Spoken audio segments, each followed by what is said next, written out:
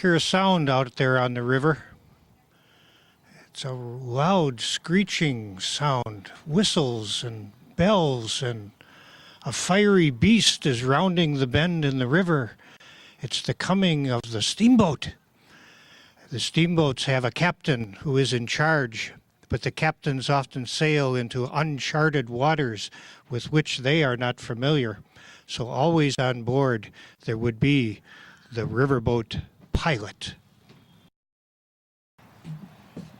Well, good morning. I'd like to make it clear that I am not Mark Twain, and I'm unaccustomed to the lecture circuit as Mr. Twain has recently become famous lecturing about life on the river. And I did have the good occasion to meet Mark Twain at one of his lectures, and we stayed up all night long smoking long black cigars and reminiscing about life about 20 years ago in the 1850s on the Mississippi River and on the St. Croix. Mr. Twain was down a little farther on the river than my service as a pilot. I was up here on the upper Mississippi, and mostly I was working between Prescott, where I grew up, and St. Croix Falls. So I'm somewhat familiar with this stretch of river, although I'm not as familiar with it today, 20 years later, because the river can change quite a bit in 20 years. In fact, it can change quite a bit in just a week, which is why you need to have a pilot on board. Someone called me a captain the other day, but I took no offense. The captain of the boat is, of course, a valuable person on board the boat because the captain has to take charge of the crew and has charge of the arrangements of loading and unloading, and often entrusted with many important duties on the boat. But, of course, the pilot is entrusted with the safety of the boat itself. And it's not an easy job. Those of you who have maybe read Mr. Twain's account of this know that you require an amazing memory to be able to memorize every piece of the river. When you look out on that river, you can, of course, see where it makes a bend today because it's light outside, and you can get some sense of where you might take a boat.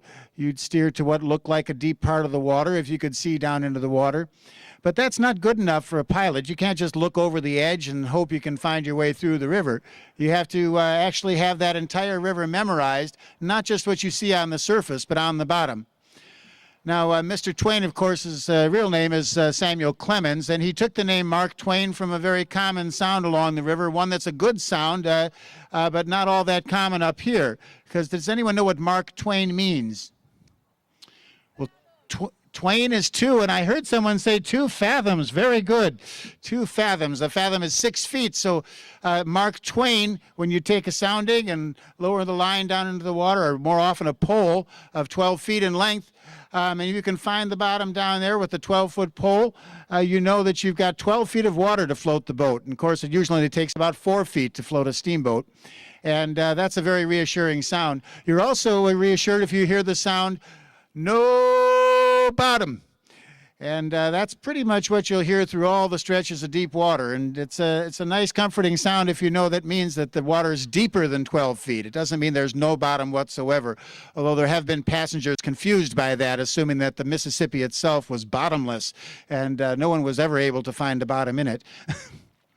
More often, though, along the Mississippi north of Prescott and Hastings, you found soundings that would come closer to 4 feet, 4 feet scant, 3.5 feet, 3.5 feet scant, and when you get to 3 feet, your boat is probably going to be stopped unless you've loaded it very, very lightly for low water. 3.5 feet is pretty common upstream from Prescott, especially upstream from Hastings, and since the boat takes about 4 feet to float it, the extra 6 inches you have to make up with paddling through sand, and it's pretty hard to get the boats through there at 3.5 feet of water, but it can be done. You just have to have a good strong engine on board the steamboat and keep churning through about 6 inches of sand, which really stirs it up. Now, in my day, about 20 years ago, there were a couple hundred boats on this part of the river here, and there's not a single one left that I'd recognize now. And that's not an unusual thing because the average life of the boat on the river is about 2 years. And if you're lucky enough to keep a boat afloat for 2 years and you're the owner of a boat, you can make yourself a pretty good fortune. Now, there are considerable expenses. A captain gets paid close to $300 a month. A pilot gets paid, like myself, $500 a month, and you need two pilots to keep watch and steer the boat the whole time it's going upriver, which is day and night, except in very unusual circumstances like a terrible storm. You'd keep going day and night because speed is of the essence for everyone involved, for the passengers, for the boats. If they're not moving, they're not making money. But in the course of 2 years' time, with all of the wages or all the freight you could get on board and all the passengers and subtracting all your expenses, you could still put away, if you were lucky, close to $50,000, enough to buy 2 brand new steamboats in the course of 2 years.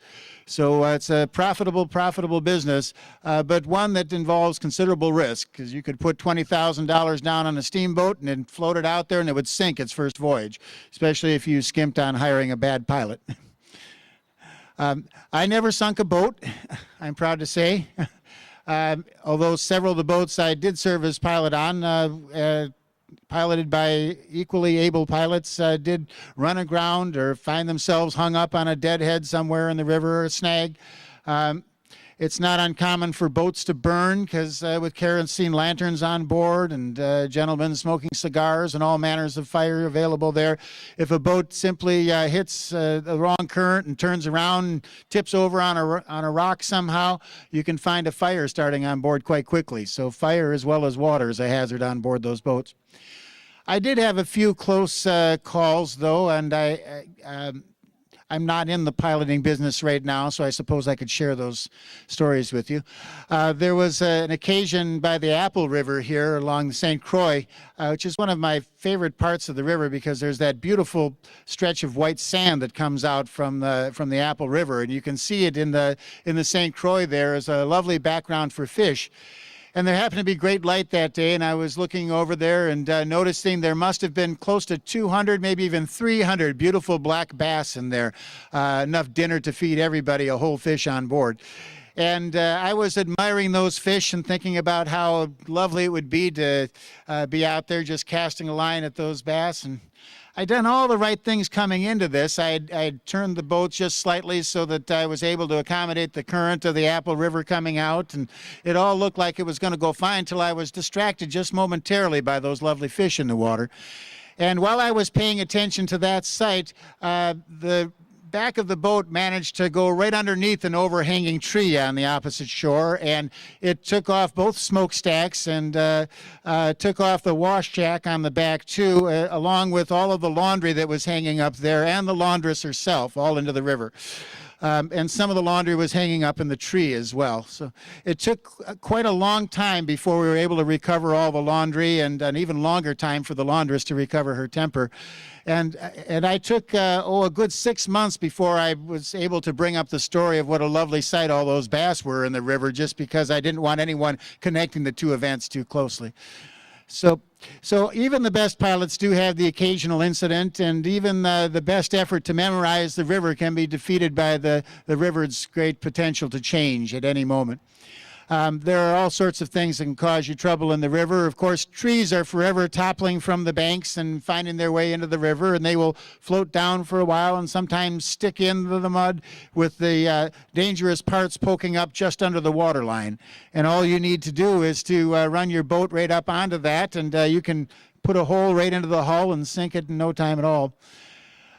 The sandbars are forever shifting around. The river's a great wiggly snake, especially the Mississippi. And so you'll find that when you're going upstream, you might hear 5.5 feet, and when you're going downstream, you might hear 6 feet for that particular piece of river. And you have to pay attention to that as a pilot and notice that that part of the river is shifting a little bit. And know next time that it might be 6.5 feet. And all those thousands of soundings you hear all the way up may sound like they're just a chorus that you don't have to pay attention to, but you have to remember the changes and pay attention to those little tiny changes going on in the river.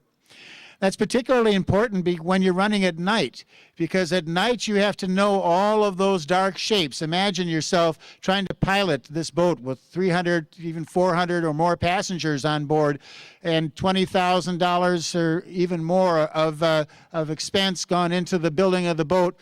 And it's all entrusted to you, and all you can see out there on a dark, cloudless night are some gray shapes out there in the darkness.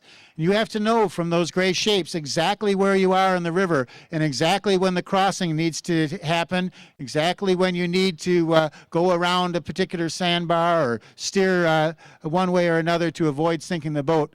Sometimes there's not much more than a foot on either side of clearance, and if you don't get it exactly right, you're going to be hung up. And that all has to be done by memory, the memory of the river that you started with, and the memory of all the changes that have taken place along every run. Now, we pilots talk to each other, of course, so all along the route, when we have a chance to visit with other pilots, we talk about the river. That's a constant source of conversation. Talk about every sandbar and every snag, every log in the river. And through all of this knowledge, we're earning our $500 a month, and we're considered to be somewhat the aristocracy of the river. Of course, we are all good Republicans up here in this part of the world. This is something we watched grow over the course of our time. And with Abraham Lincoln leading the Republicans in the late war, we find that this is certainly something that, that all of the pilot fraternity seems to have supported. Many of the pilots went off to fight in the war, and during the course of the war, there was a bit of a shortage on the Mississippi here as many of us went off to fight.